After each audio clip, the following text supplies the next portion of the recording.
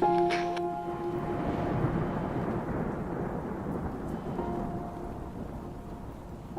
we're with Raphael Mahaim today. He's the Member of Parliament in Vaud, Switzerland, who is most responsible for leading the charge to get the official moratorium against 5G in his canton or his region there in Switzerland. Raphael, welcome to the 5G Summit. So thank you very much. So you've gotten involved in the discussion and the debate that led to the moratorium. And before we ask, the events that led to that, I want to first of all ask, what are your reasons and concern for getting involved in this discussion and around 5G personally? So, as a member of the Green Party, I would probably say two things. Two main elements led me to get passionate about 5G. First thing is the possible consequences on health and environment, radiation. So it's the main concern. We are now having scientific documentation, scientific evidence about possible risks.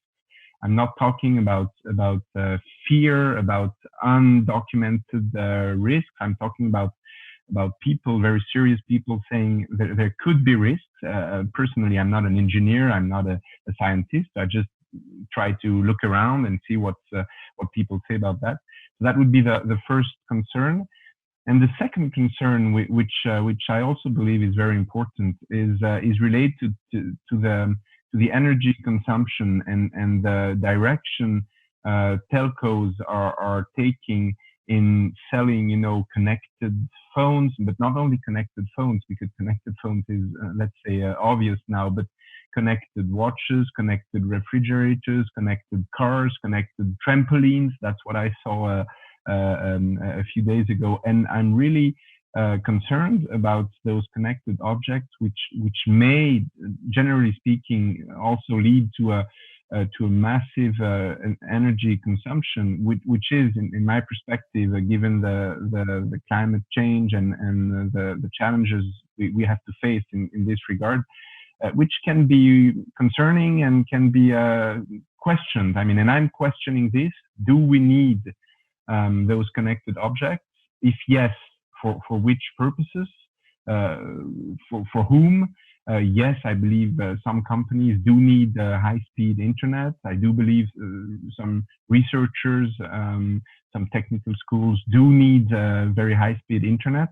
But I'm really wondering whether everybody needs a connected car, a connected refrigerator. And frankly speaking, from what I know of the topic, I would rather say no. At that time, we have other priorities, other needs, other social questions to address, and that's probably the two main reasons. So health risks, possible risks for the environment, and on the other hand, this question about it's really a matter of society. Where do we go? What do we want? What are our needs? And of course, how can we address climate change and such challenges?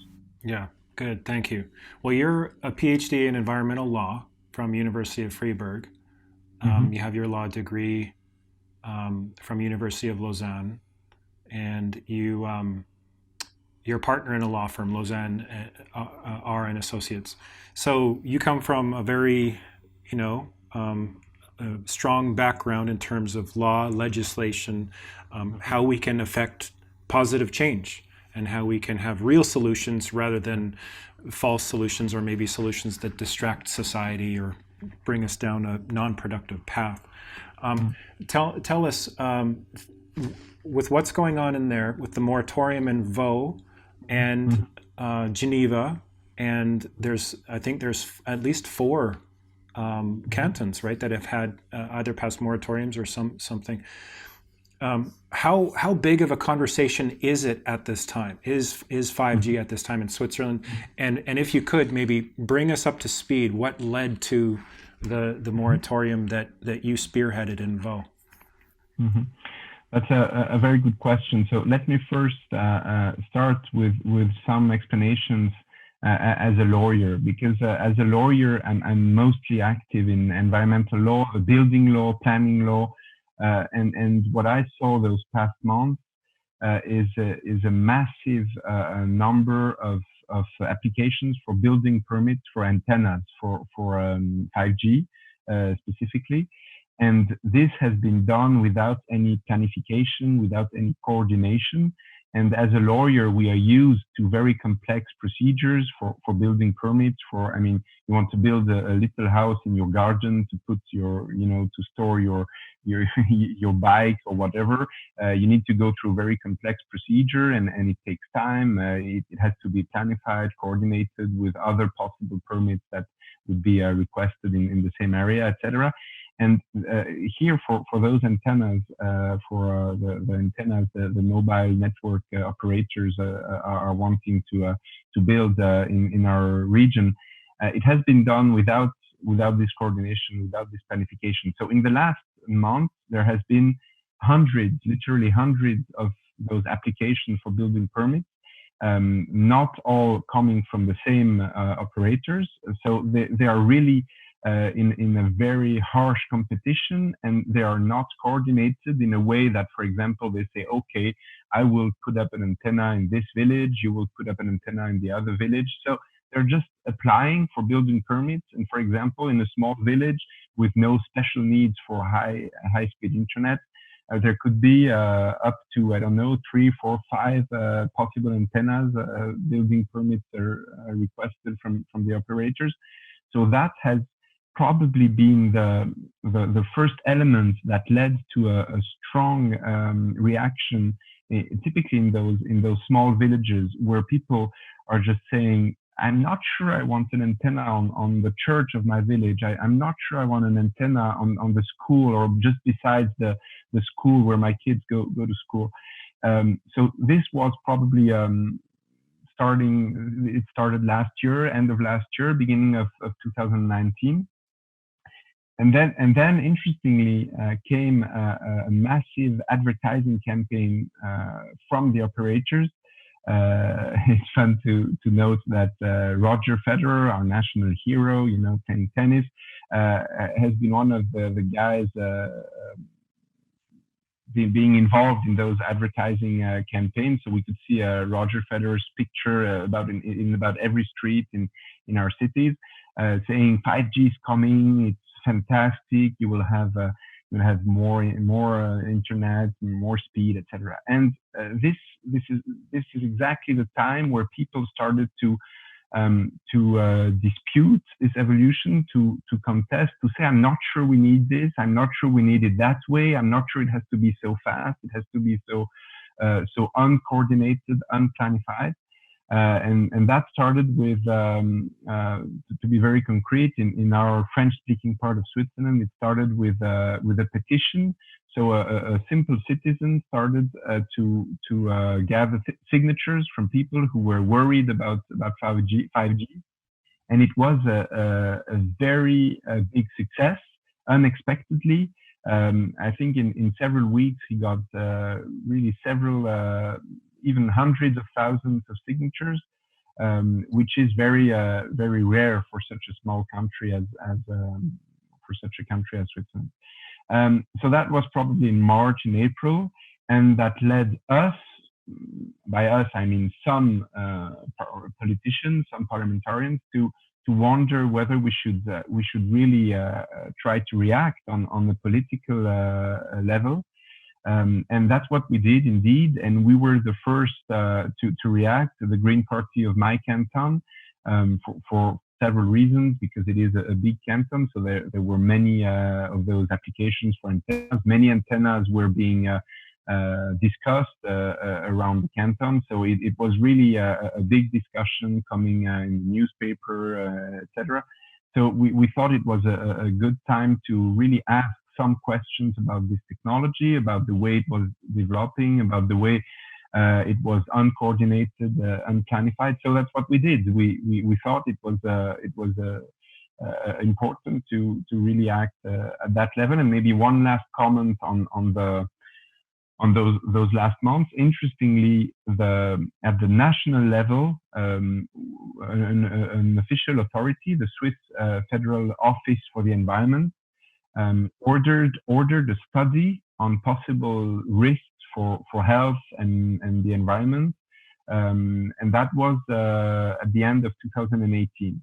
And despite despite the fact that they are still waiting for the results of this study, some first building permits were delivered for antennas. And we thought that was really ridiculous, because on one hand you say, okay, we need to study the risks, we need to think about what we're doing. You know the precautionary principle, which is a very important principle in Swiss law. So we need to be careful, precautionary principle on one hand, and on the other hand, we are delivering permits, hundreds of permits for those antennas all over the country. So we also thought there was a problem here with one authority saying, we have to be careful, we have to do things with scientific evidence, to coordinate everything. And on the other hand, building permits being delivered in an uncoordinated and unplanified way. So that was the start, and then we came with this. It's called a resolution in our parliament, with this resolution asking for a moratorium, and that was the whole debate. Until when should this moratorium apply? What are we asking for? And we agreed with other parties, because of course not all of the parties were exactly aligned with that debate that we were trying to have. So we agreed with the major parties that we needed a moratorium at least until this first federal study, gives some results, and that will be probably at the end of this summer, this fall. So this moratorium that was eventually adopted by the cantonal parliament asks to freeze all building permits until this study gives some scientific evidence, scientific results about possible health risks, for example, caused by 5G. So that's where we are now, and that's the whole story behind the 5G moratorium in our canton. Very good. Is it a similar moratorium that was also passed in the canton of Geneva and the other two? I'm sorry, the names escape me right now. Yeah, of course. Don't worry. I mean, it's very similar. We could enter into some details, some legal details, but it's basically the same idea. Building permits should not be delivered for the coming weeks and months until there is more scientific evidence coming from this study ordered by the Federal Swiss Office for the Environment. So it's very similar. I believe it's not the exact same formulation wording in Geneva decision, but basically it's saying the same thing. Okay, so moratoriums are saying no building permits, no permits for installing small cells for 5G related infrastructure, correct? Yes, and maybe if I may add one comment on this, those moratoriums came in most cases in the cantons you mentioned before, came from parliaments. And of course, parliaments are here to pass bills, law, and not necessarily to deliver permits or freeze the delivery of building permits. So in most cases, what happened right after the parliament passed those moratoriums, what happened is that the members of the government said, okay, we agree to freeze those building permits because of the vote in the parliament, and also interestingly because we are lacking some how shall I say, the methodology to measure radiation and to have scientific the scientific confirmation that one antenna does not harm or is not a health issue, for example. The methodology to measure, to calculate those radiations, we actually don't have it for those new dynamic antennas, 5G antennas. So we are waiting for this methodology, for those instruments coming from the national authorities.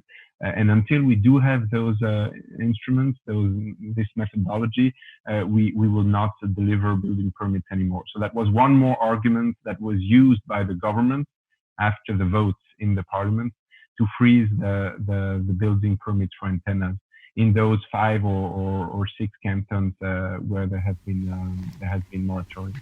Okay, good. So in April of this year,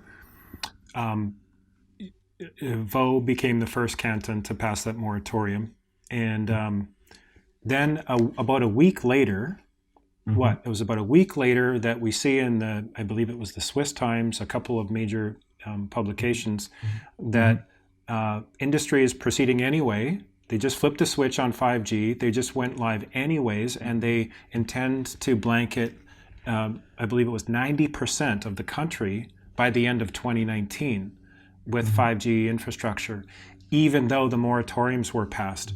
Can you tell us, like, how is it that happened? I mean, is this an attack on the rule of law, or what's happening here? What's the best way? Because I actually had somebody write. I wrote about this on our website on Take Back Your Power, and I had a commenter send me an email saying, no, you don't understand how the government systems work and the different levels of government and all this stuff. So please, like, let me and let the viewer know what the deal is there. So first thing to say, those moratoriums have been passed, voted in let's say 5 or 6 cantons. And we have in our country about more than 20 cantons. So theoretically and legally speaking, in the remaining cantons where there has been no discussions, no moratoriums, I mean, the operators, the telcos are good to go. There is nothing that stands in their way in terms of obtaining building permits for antennas. That's the first thing. The second thing is that unfortunately many permits had been delivered before those votes. In the first months of this year, there has been those hundreds of applications for building permits for new antennas, 5G antennas, and some of them were delivered before the moratoriums were voted, because we shame on us, we did not react quickly enough. But I mean, that's the way it is, and some of those permits were delivered before the political discussions. And third thing to say, the limits for radiation coming from those antennas are regulated at the national level.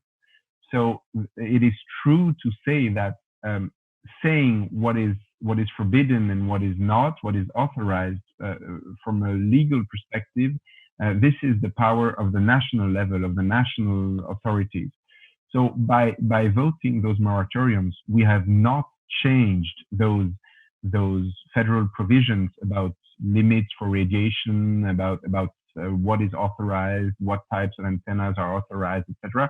The only thing we have done is to say we are freezing the building permit process, because this is a power of the cantons. The cantons or even the communes are delivering the permits. So it is a complex situation, but we could summarize it by saying we did not change the law related to 5G antennas. The only thing we did, and of course it's already something, the only thing we did was to say, please be careful, please think about what we are doing. So at the cantonal level, stop delivering building permits for antennas, at least until we know more about the technology, about potential risks, and about the issues I mentioned before. So that's the situation. If it is clear enough for the viewers, then that's a good thing. That helps. So just one more question on that. When that moratorium was passed, did your canton actually stop granting more permissions to the telcos? Yes, because one of the members of the government also came to the parliament and addressed this issue during the debate, the discussion in the parliament, and confirmed that her services, her people in the Vaud administration will not, in the coming weeks and months, will not deliver those permissions and building permits for the telcos. So it has caused those effects in our canton, but of course it is in a way temporary. We are waiting to see what comes next, and especially when this study that was ordered at the national level will give some results. The moratoriums might be cancelled or changed or modified, or we'll have a new discussion definitely in probably 2 or 3 months from now. Yeah. Okay. Good.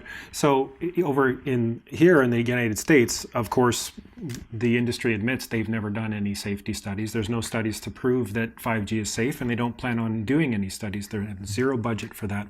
Meanwhile, the independent science, like you said, I mean, there's huge things to worry about, especially in the millimeter wave spectrum. I mean, at 60 gigahertz, there's a study that says that's the oxygen uptake. There's a specific frequency range that has to do with the human sweat ducts and the operation there, which is more significant than you might think, and of the functionality of our bodies. And there's how tests that indicate how the bacteria can morph into a different type of bacteria, potentially changing the human biome, the microbiome even. So meanwhile, so that's the independent science, but industry is not doing their own science. Here it's hugely corrupt, Raphael. It's just amazing. And I know in Europe with IGNIRP, it's very questionable really there that the independent science is being honored. But I wanted to ask you, how confident are you in the federal report from Switzerland being unbiased and considering the actual health effects in the people? That's an excellent question, and to be very honest, I'm not very confident. So I will also want to see, of course, what the first results are, but whether those results are scientifically solid, or whether we need more. And if we do have to ask for more independent scientific research, we will do that. Actually, we've been doing that for several years now. The Green Party, among others, has been asking asking for more independent research on that. Actually, it's interesting to know. I know a few professors at the EPFL, which is our technical university in Lausanne. It's quite famous, actually. I know several professors working there who really tell me, we know there are some issues, we know there are some problems, and some of our colleagues have made research on that, and those results are in a way not used as they should be. They're not used in the scientific literature and also by federal offices, federal authorities. As they should be. So we keep going. We keep on the fight, and we will continue to ask for independent results. And yes, your question is very relevant. I'm not certain that study ordered by the federal office will give convincing evidence in a way or another. But of course, if it does indicate that there are some risks and that we have to be very careful, we will also use that in the sense of the precautionary principle to say, okay, then let's put very strict limits. Again, I'm not an engineer, I'm not a specialist, but what I do know is that we will need some very strict regulation to prevent those risks from materializing. Yeah. So, and then with regards to the safety studies you mentioned, I mean, over here in North America and many other countries, they don't look at the non-thermal effects. They just, the science is outdated, the official government agency safety limits. So here it's like 600 to 1,000 microwatts per centimeter squared. And IGNIRP, I think, is quite similar. But in Switzerland, doesn't Switzerland have a much lower, much safer threshold for microwave radiation limits?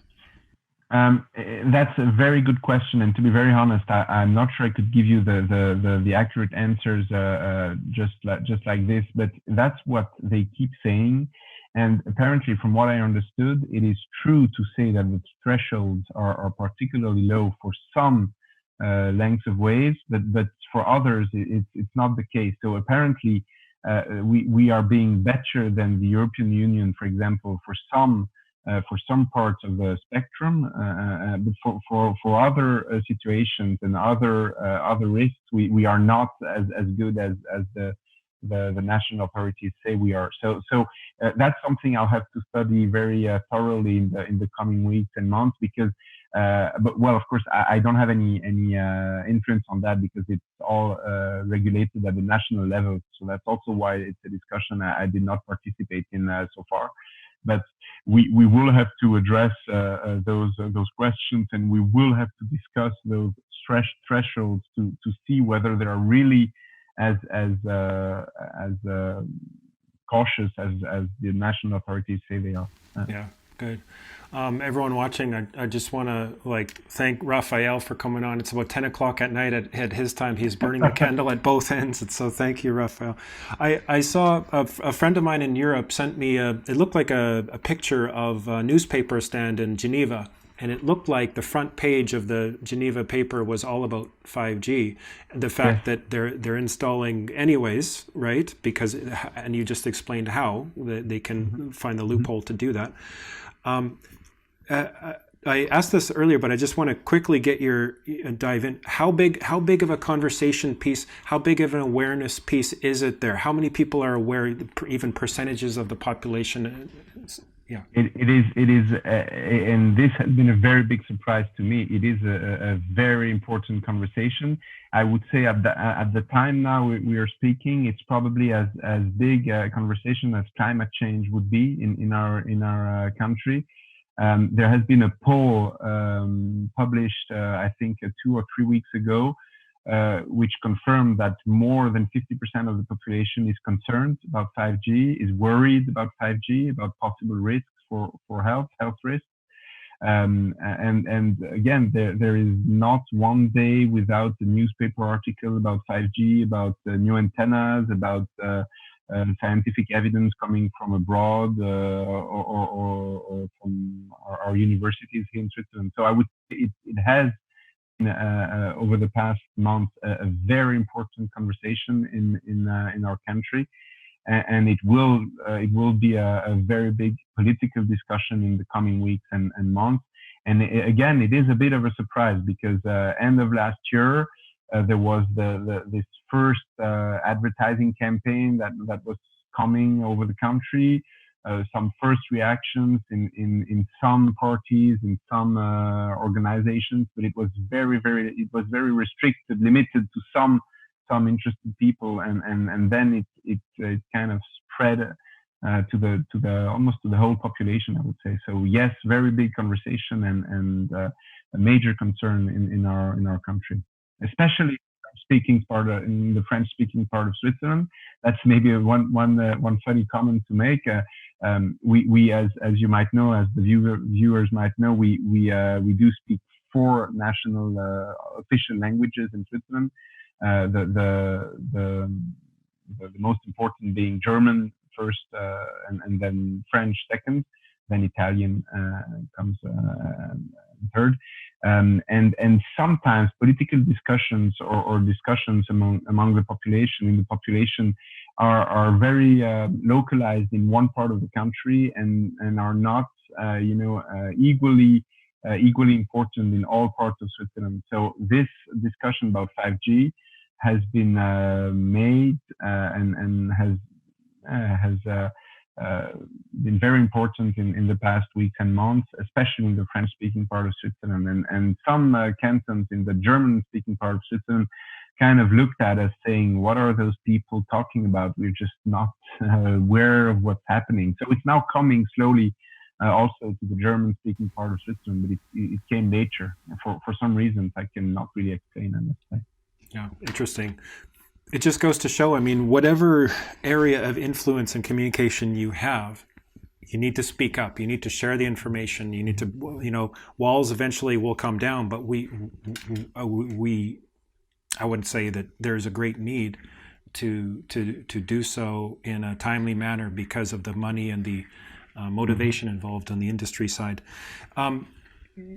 So with Geneva, Geneva's home to a considerable, I guess, it's one of the power centers of the World Health Organization, right? Yes, So, correct. and then also within Geneva, within Rome, for example, within some other cities, there's certain neighborhoods that have really took a hard line against any kind of 5G tower or small cell deployment. What can you talk to that a little bit? Like, is this the case of those who have more power and have more wealth and influence, standing up for themselves first and like protecting their own first? Meanwhile, less affluent countries or regions or cities, might not be protected. Do you know what I mean? Is this kind of like the start of a potential class war? Mm-hmm. Very, very interesting question too. Honestly, I don't know. What I felt very, very strongly here in Switzerland is that this debate was also made possible by our culture about democracy. As you might know, we do have a very strong democracy in Switzerland. So we're voting about 4 times a year about many different topics. For example, last year we voted about whether farmers who dehorn their cows should receive subsidies. Such very specific questions are being discussed and then lead to popular votes in Switzerland. So there is this culture of political discussions of democracy, and I believe that what the operators have made wrong in this whole 5G story is that they really did not respect that very specific Swiss culture about addressing the issues, preparing things slowly, giving the time to the population to prepare itself, to react to possible changes, etc. So that's probably one explanation about the reactions. Now, to come back to your question, honestly, I don't know. What I've experienced here is that most of the reactions came from small villages, from small communities, with people who really had the impression, operators are not paying attention to their needs, to their fears, to their concerns, to their questions. They're just coming, requesting a building permit, applying for a building permit, and then building their antenna again, as I said before, on a church, near a school, etc. So these reactions coming from small villages, small communities, have been very strong, very strong.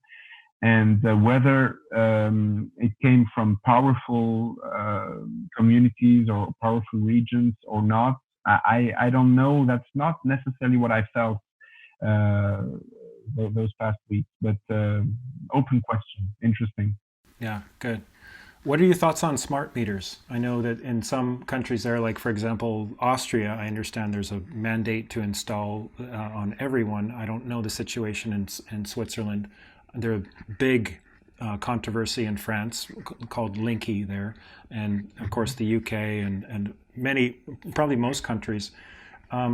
What are your thoughts on smart meters in general, and how, based upon what you understand, do they connect with the 5G plans?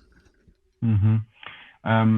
So my opinion on that is that there might be a need for smart meters for some very specific people or industries or companies, but whether it should be, all around the country for everybody, and again, I'm skeptical here, and it's about the same argument I try to put forward when it comes to connected objects, to smart objects. First, to question the need, because again, the industry has massive financial interests here and does not question the needs. The industry just creates the needs or makes you think there is a need, whereas there's no need. So this is the first question I would put forward. Do we need this? Do we need those connected objects? Do we need those smart meters? To come back to your question. And frankly, I would rather say no, at least not how they're selling it right now, and at least not in the very uncoordinated, quick and disrespectful way they're trying to develop this. So that would be my theoretical answer at that time now, and we will see what comes, of course, in the future. But let's be careful. That would be my my idea, and let's not be too hasty. Yeah, good.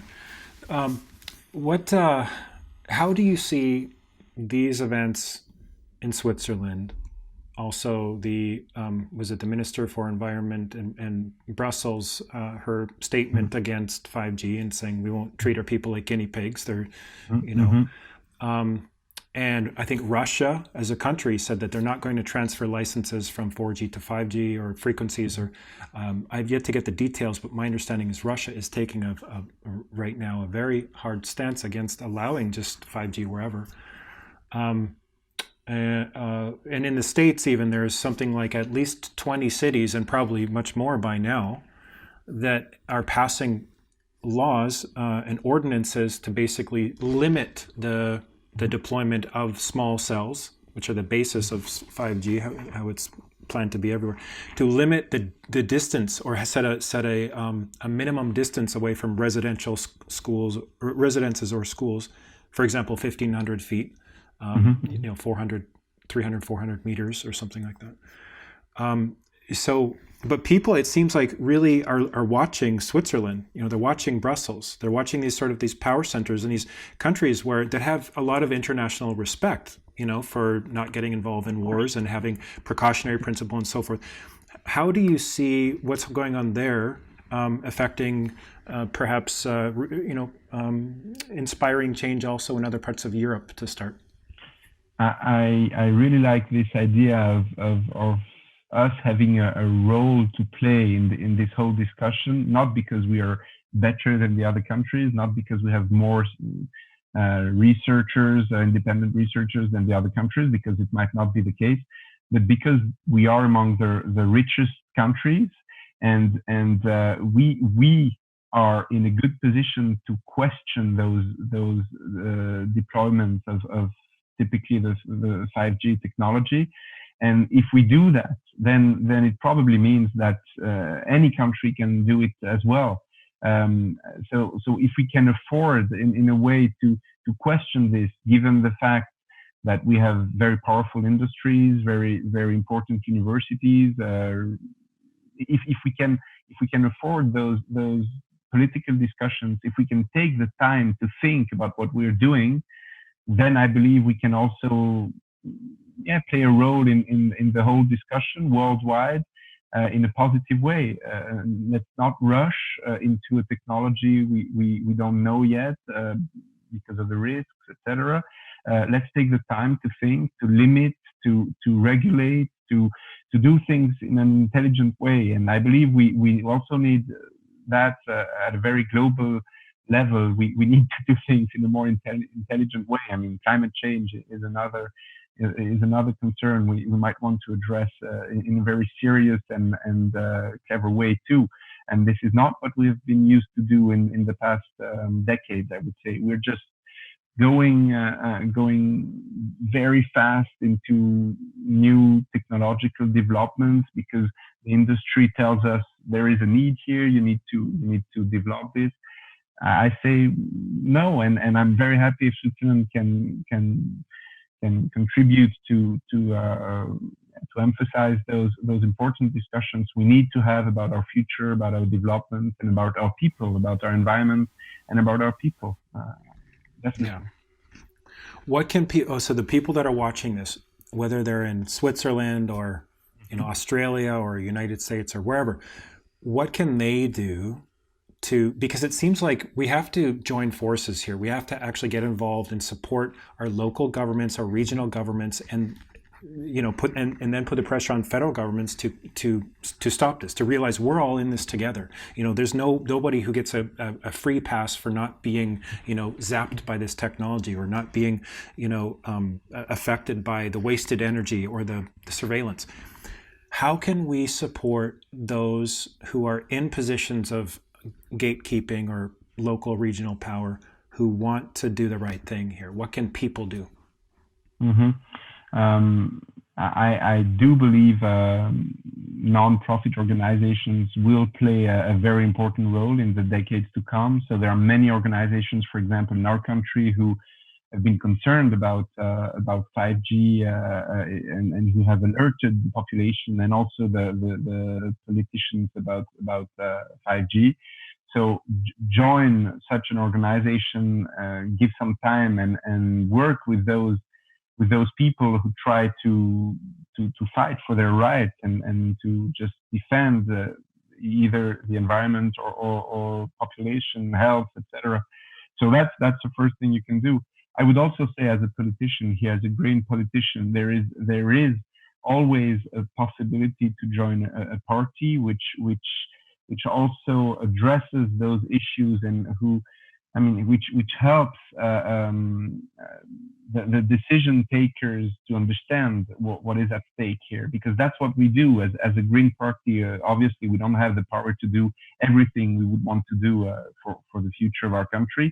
But in parliaments, in local governments, in the cities, in the communes, we do have the power to have some impact on the political discussions which are being, for example, which people have about 5G or about other environmental issues. So that's a second possibility.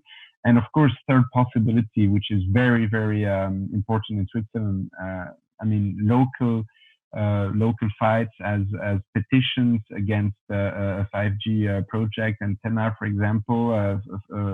Here in Switzerland, we can oppose to a building permit which is being delivered, and then, for example, ask a court to say whether the building permit is in accordance with federal and cantonal law. So there are many ways you can also try to slow down the deployment of 5G technology at a very local level. So that would be a third way to help and to join the forces. There's a website here in the States called Telecom Power Grab, I think .org or .com, I don't know. And then there's another one, Environmental Health Trust. And there's several websites that are talking about, they're giving support and resource to local governments to pass these ordinances that I mentioned. What part of it is you can't, not within a certain distance, no small cells within a certain distance of people, basically. And the second is local governments charging what they're calling recertification fees. So using their local authority to require the industry reps, the operators, to come out in person and recertify every year that this technology is safe and it's functioning properly within the legal standards, and charging, they can charge whatever they want. They're using their authority to say, this is a harm to us and we're going to charge. So based upon that, they're seeing sometimes some operators will just withdraw their applications completely because it's not profitable in that case, right? So it's another unique strategy. I don't know if they're doing the same thing there, but yeah. So I totally agree. I fully agree. And I gave earlier the example of those operators applying for building permits in the same village. So 3 or 4 operators wanting a permit for a new antenna, 5G antenna, in the same, let's say, 500 people village. It's a nonsense. It's an absolute nonsense. And having people fighting against that will probably reduce the number of antennas at least from 4 to 1, or maybe possibly to 0. So yes, we do have those leverages which help slowing down the deployment of this technology. So you mentioned earlier, Raphael, that with the awareness right now in Switzerland, and it will be increasing in other countries and regions, it's like on a par with the conversations about major environmental issues. What I just want to switch gears kind of in this conversation to talk more, I guess, bigger picture, or what does it relate to? Um, it seems like humanity's in kind of a crisis right now, and we're seeing different aspects of it from different issues and matters and problems in our world. We're seeing it on the personal level. We're seeing it how people treat each other. Even it's like we're feeling this compression, right? Are you seeing, from your perspective, is there a conscious awakening happening in humanity? Like we're seeing the yellow vest movement in France and Belgium and other places. It's expanding rapidly, but we don't even hear about it here. It's not even on the news. Facebook is basically censored. But from your perspective, Raphael, is there a positive thing that's happening, like a conscious awakening that maybe this crisis is just part of that process? Yes, yes, I strongly believe that there is something is happening now, and I think it's very positive. It's probably because people are starting to see that we have to act collectively for our future, and I mean we have to stop thinking about only about ourselves and about our industry and about our very short-term profits. So I do believe there is an awareness about long-term concerns, long-term issues. Climate is, of course, the most important of those issues. Very interestingly, 2 weeks ago, you've probably seen that on TV. There has been this big fire on Notre Dame in Paris, right? Yeah. I don't know if you followed what happened the days after that big fire, because that was the most interesting thing from my perspective. Of course, the night it happened, everybody was sad, saying it's a very important monument in Paris which has been burned down, etc., etc. The day after that happened, some very rich people in France promised they would offer millions of euros to rebuild Notre Dame, which is I mean, why not? It's I mean, philanthropy. Why not? But interestingly, in the week, let's say in the days after that, people started to say, okay, but hey, if we can get so much money in a few hours to save a church or to rebuild a church, why can't we have those millions of euros for even more important purposes, typically environmental crisis, climate change, and I believe that is also showing that people are starting to understand that we are facing major issues, major challenges, and we have to join our forces, as you said before, and we have to make our governments understand that there is more at stake here than only a church. Although, of course, I do believe that was important to rebuild Notre Dame, but that's not the point. It shows what's beyond those very local and legitimate concerns about a fire, for example. There are more and bigger concerns, and yes, this awareness is coming. Yes, 5G is part of it, and maybe one last comment on that. I believe people are starting more and more to question technology. Technology is in a way fantastic. I mean, it allows us to speak now as we do. We are 10,000 miles away from each other. We are speaking. We're having a very interesting conversation. This is technology. This is fantastic. But on the other hand, technology also means the Fukushima disaster in Japan. It also means 5G and its effects on health. It also means waste of energy and oil being spoiled all over the world for stupid reasons. So people, I believe, are questioning technology because they see that technology will not bring happiness, and we need more for our future than simply industries selling technologies and selling new things, new needs with new with a new happiness that should be simply coming from technology. So yes, this is a very important movement we are seeing, I believe, and I hope it will bring some hope for our future and for the common future of mankind, basically. Yeah, thank you. Well said. I agree. We absolutely need to draw a line in the sand, take a committed, resolved approach that new technologies have to be vetted and proven safe before they can ever be released to the upon the people and even into the marketplace. The precautionary principle is very crucial to uphold. You know, that's like a doctor's first oath. First, do no harm. If a doctor has that responsibility because their job is to help people and preserve their health, it should also be applied to industry and the executives there who stand to profit, because what they are doing is demonstrating harm to health. So we need to, I think, as a people, really just get woken up and which you are helping to do, which getting committed, and you're taking a very important role in leadership in Switzerland. So thank you, Raphael. And I also want to just encourage the viewer and also Raphael, what relating to how people can connect with their governments.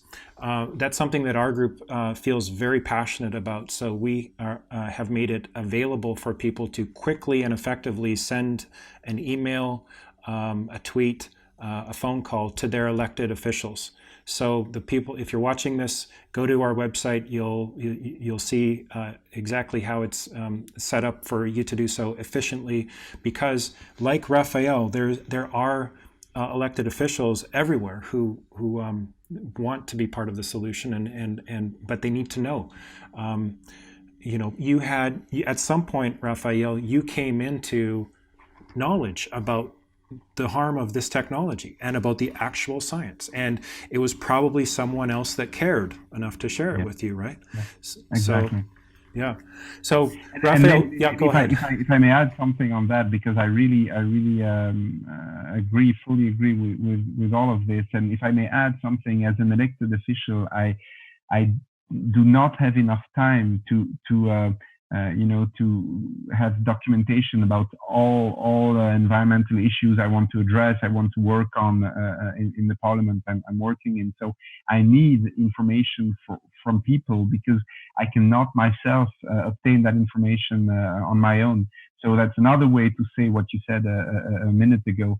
We need help. We need help from the people, from specialists, from scientists, from organizations, from you guys. We need information as elected officials, because if we want to be part of the solution, we need information, we need evidence, we need scientific results, and all of this cannot come from us alone. It has to come from you, from the people as well. Absolutely, well said. So yeah, if you're watching this, go to our website, do that action, send that email, reach out to your elected officials. It just takes a few seconds, and then we're going to be part of this together. We're organizing the tribe of those who really care about this world, and each other are coming together. So do that now. Anyways, Raphael, thank you again for your time and your energy and your commitment, and for talking with us today. Well, thanks to you for the invitation and for that great conversation. Thank you, Josh. Thank you.